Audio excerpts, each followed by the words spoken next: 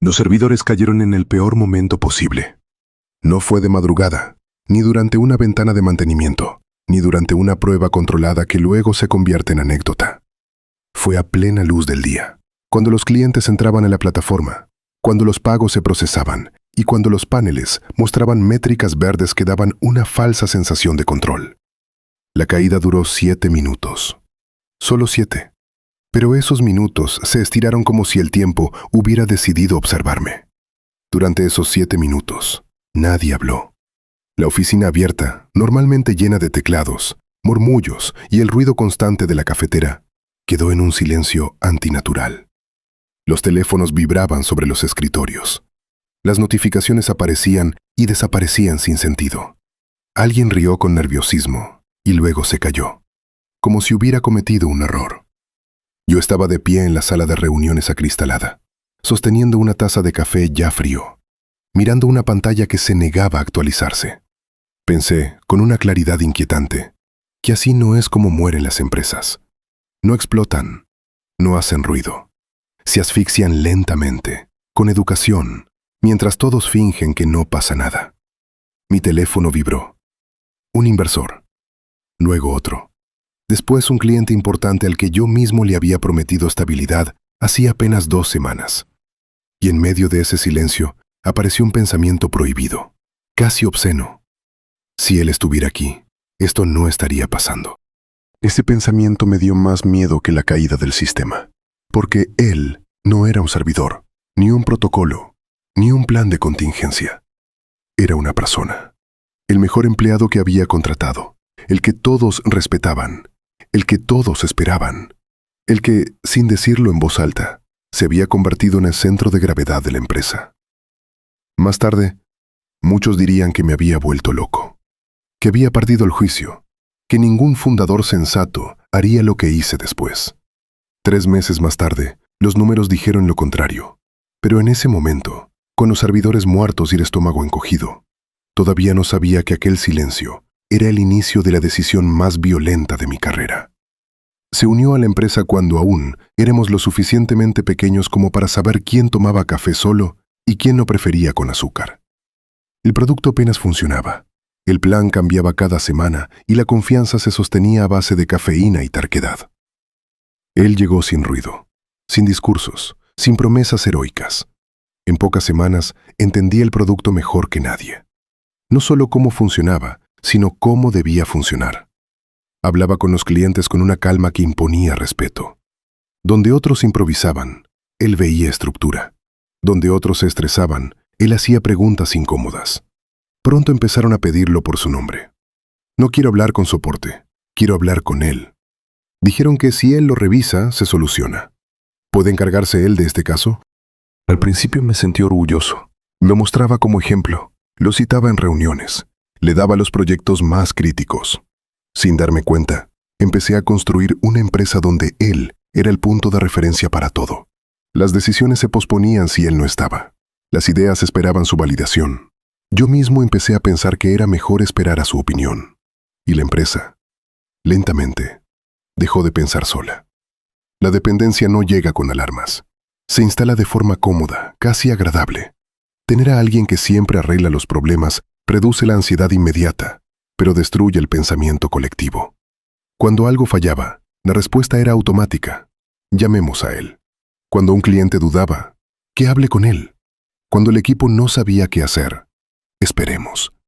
Un día pregunté qué pasaría si él se fuera mañana. Nadie respondió. Algunas miradas bajaron. Alguien sonrió incómodo y dijo que no tenía sentido pensar en escenarios extremos. Ese fue el momento en que entendí que el escenario extremo ya estaba ocurriendo. La empresa no era fuerte, era dependiente, y la dependencia siempre cobra intereses. La noche en que tomé la decisión, estaba solo frente al portátil. Las métricas crecían, pero algo estaba roto. No había sistema, no había autonomía. Había una persona sosteniendo demasiadas cosas. Entendí que si seguía así, la empresa podría crecer, pero nunca sería libre. Y si algún día él se iba, no habría transición, solo colapso. La idea de despedirlo era absurda, injustificable, un tabú. Pero también era la única salida. No hubo frases ensayadas, No había forma de que sonara bien. Lo cité a una reunión normal. Se sentó frente a mí con la misma calma de siempre.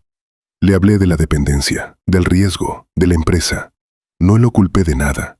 Ese era el problema. Escuchó en silencio. Asintió. Dijo que lo entendía. Eso fue lo que más me dolió. Una hora después, toda la empresa lo sabía. Las miradas cambiaron. El aire se volvió pesado. Yo había cruzado una línea. Los días siguientes fueron un desastre. Clientes molestos, métricas cayendo, un equipo confundido. Cada noche pensaba en llamarlo y deshacerlo todo. Pero no lo hice. En lugar de eso, empezamos a construir procesos, a documentar, a tomar decisiones sin esperar permiso. Y nada garantizaba que funcionara. El primer mes sin él fue una sucesión de pequeños incendios. Nada explotó de golpe. Nada se rompió de forma espectacular. Pero todo tardaba más. Todo costaba más energía. Todo parecía ligeramente mal alineado.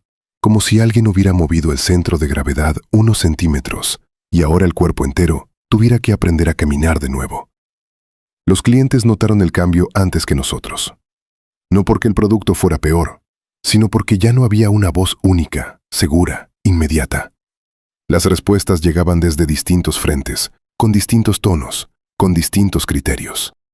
Algunos clientes se fueron sin hacer ruido. Otros se quejaron. Un par escribieron correos largos explicando su decepción, como si la empresa les hubiera traicionado personalmente. El equipo estaba tenso. Las reuniones eran más largas y menos conclusivas. La gente hablaba con cuidado, midiendo cada palabra, como si el error ahora tuviera consecuencias irreversibles. Había una pregunta flotando en el aire que nadie se atrevía a formular. ¿Y si él tenía razón todo el tiempo? ¿Y si esto era un error irreversible? Yo veía cómo las métricas bajaban semana tras semana. No de forma dramática, pero sí constante. Cada gráfico descendente era una acusación silenciosa. Dormía mal. Me despertaba con la sensación de haber empujado a todos al vacío, por orgullo o por miedo. Y aún así, algo curioso empezó a ocurrir. Un martes cualquiera, en una reunión que esperaba que fuera otro ejercicio inútil de supervivencia, alguien habló primero. No era un líder, no era un veterano. Era una persona que, hasta ese momento, casi no había participado. Propuso una solución imperfecta. No era brillante, no era elegante, pero era suya. Otra persona la cuestionó. Una tercera la mejoró. Una cuarta dijo que no estaba de acuerdo y explicó por qué. Yo observé en silencio. Por primera vez en mucho tiempo, nadie miró hacia la silla vacía esperando validación. Nadie dijo, mejor esperemos. La conversación avanzó torpe, desordenada, pero viva. Ese día no resolvimos el problema, pero algo se rompió. O mejor dicho, algo se liberó. En las semanas siguientes empezaron a ocurrir pequeñas rebeliones. Decisiones tomadas sin pedirme permiso. Cambios implementados sin consultarlo todo. Documentos creados por personas que antes solo ejecutaban. Algunos errores fueron costosos. Otros, sorprendentemente, nos ahorraron tiempo y dinero. La empresa se volvió más ruidosa, más incómoda, más humana. No quiero romantizarlo. Hubo pérdidas, hubo fricciones. Hubo personas que no soportaron el cambio y se fueron.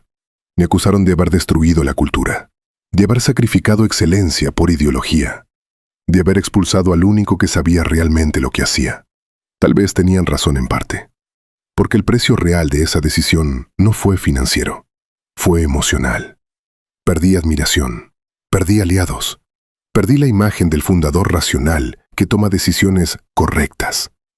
Hubo noches en las que deseé no haber tenido el valor de hacerlo, pero mientras tanto, algo seguía creciendo por debajo de la superficie.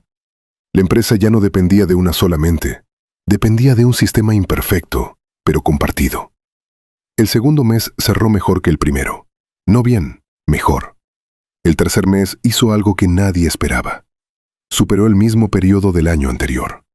No porque vendiéramos más agresivamente, no porque el producto fuera radicalmente distinto, sino porque ahora había más gente resolviendo problemas en paralelo. Más decisiones pequeñas tomadas a tiempo, menos cuellos de botella invisibles. La empresa empezó a moverse más rápido, precisamente porque nadie era imprescindible. Cuando vi el informe completo, sentí alivio, luego euforia, y después algo más oscuro. Una pregunta incómoda. ¿Y si esto hubiera pasado antes? ¿Cuánto tiempo habíamos perdido adorando a un héroe? Me enteré de su nuevo proyecto por terceros. Un ex cliente, un ex compañero, una publicación compartida demasiadas veces. Había lanzado una empresa similar. Misma promesa, mismo discurso, mismo tono de seguridad absoluta. La gente lo seguía. Los inversores lo citaban. Los comentarios hablaban de traición, de justicia, de karma. Durante un tiempo le fue bien. Luego empezaron los problemas, los mismos patrones, las mismas dependencias, las mismas decisiones centralizadas. Pero esta vez, no había nadie a quien despedir. Cuando su empresa cerró, dio entrevistas. Habló de errores ajenos, de falta de apoyo, de decisiones injustas del pasado. Mi nombre apareció sin ser nombrado. Sentí rabia, luego tristeza, luego algo parecido a la aceptación. Capítulo 12. Lo que nadie quiere escuchar. La empresa no creció porque lo despedí. Creció porque acepté algo que pocos líderes quieren aceptar: que el talento sin sistema es una amenaza, que los héroes son cómodos, pero caros, que a veces el mayor acto de liderazgo no es proteger a los mejores, sino proteger a la organización de ellos. Hoy la empresa es el doble de grande, más lenta en algunos aspectos, más ruidosa, menos elegante, pero sigue viva incluso cuando yo no estoy. Y esa es la parte que incomoda. Cuando la empresa finalmente se estabilizó, apareció una sensación que no esperaba. No fue orgullo, no fue alivio, fue una calma incómoda, casi sospechosa, como si algo estuviera preparando el golpe final. Las métricas eran buenas, el crecimiento era real, los inversores estaban satisfechos otra vez. En las reuniones ya no se hablaba de antes y después, como si el pasado se hubiera convertido en una historia lejana que nadie quería remover. Y sin embargo, yo sentía que algo no cerraba. Había ganado la batalla visible, pero aún no sabía si había ganado la guerra correcta. La confesión llegó de donde menos lo esperaba. Una persona del equipo, alguien que había crecido más que nadie tras su salida, pidió hablar conmigo a solas. Cerró la puerta, respiró hondo y dijo algo que todavía recuerdo palabra por palabra. Si él no se hubiera ido, yo nunca habría descubierto que podía pensar por mí mismo. No lo dijo con rencor, lo dijo con gratitud. Ese día entendí que el verdadero daño no era la dependencia técnica ni operativa, era psicológica. Habíamos entrenado a personas inteligentes para comportarse como extensiones de otra mente, y yo había permitido eso. No todos compartían esa visión. Todavía hoy hay personas que creen que fui cruel, que confundí liderazgo con control, que sacrifiqué a una persona real por una teoría empresarial. Algunos nunca me lo dijeron a la cara. Otros sí. El odio silencioso es más peligroso que el conflicto abierto. Se filtra en decisiones pequeñas, en lealtades frágiles, en comentarios que nunca llegan a ser públicos. Aprendí que tomar una decisión correcta no te vuelve inocente, solo te vuelve responsable. Un año después, revisé un informe antiguo por pura casualidad. Era un documento interno de cuando él aún estaba en la empresa. En una esquina había una cifra subrayada. El porcentaje exacto de decisiones críticas que pasaban directa o indirectamente por él. Era mayor de lo que recordaba. Mucho mayor. Sentí miedo, no por lo que había pasado, sino por lo cerca que habíamos estado del colapso sin saberlo. Si se hubiera ido sin aviso, si hubiera enfermado, si simplemente hubiera decidido que ya no quería estar, la empresa no habría tenido segunda oportunidad. Hay algo que rara vez se dice en público. Algunas decisiones correctas son imperdonables, no porque sean injustas, sino porque obligan a otros a crecer a la fuerza. Yo no fui el héroe de esta historia. Tampoco fui el villano. Fui la persona que aceptó cargar con el papel que nadie quiere interpretar. Hoy, cuando alguien me pregunta cuál fue la mejor decisión que tomé como fundador, nunca respondo rápido. Porque sé que la respuesta incomoda. Porque sé que no inspira. Porque sé que no vende cursos. Despedí al mejor empleado que tuve. No porque fuera malo, sino porque era demasiado bueno para una empresa que aún no sabía sostenerse sola. La compañía creció. Yo perdía algo en el camino. Y si tuviera que hacerlo otra vez, sabiendo todo lo que sé ahora, no estoy seguro de que tendría el valor.